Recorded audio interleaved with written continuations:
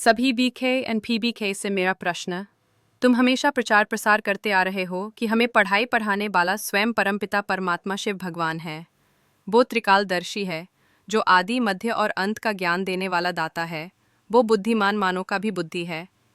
Question number 1, तुम्हें पता भी है कि परमपिता परमात्मा क्या चीज़ होता है, या हवा हवा में बोल देते हूँ? 2, तुम्हें पता भी है कि त्रिकालदर्शी किसे कहते हैं, या अपनी बनावटी बातें समझाते हूँ? 3, तुम्हें अगर त्रिकालदर्शी ने तीनों कालों का ज्ञान दिया है, प्रूफ प्रमाण दिया है, उसी नॉलेज के आधार पर बीके एंड पीबीके के थ्योरी एंड प्रैक्टिकल पुख्ता प्रूफ प्रमाण के हिसाब से एजुकेशन सिस्टम जो आज बच्चों को पढ़ाई जाती है वह बदल दी जानी चाहिए थी। ऐसा क्यों नहीं हो पाया?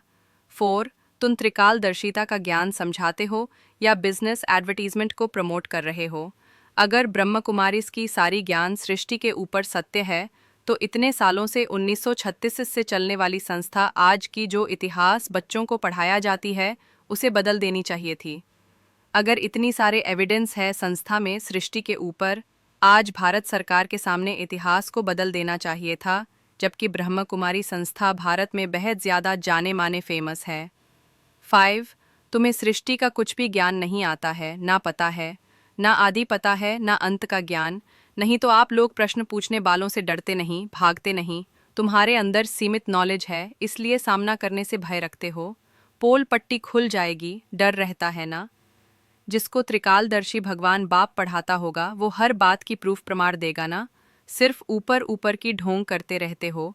हमें आदि मध्य और अंत का ज्ञान दी जाती है। तुम्हारे बड़े बड़े भाई बहनें तुम्हारे बुद्धि को अपने प्रभाव में डालकर तुम्हें जड़त्वमयी बुद्धि बनाया हुआ है। सीमित आयामों में बांध के रखते हैं, अपनी मानसिक गुलाम बना के सवाल का जवाब पूछने से विदेशी विधर्मी बताएकर आपको निष्क्रिय कर देते हैं।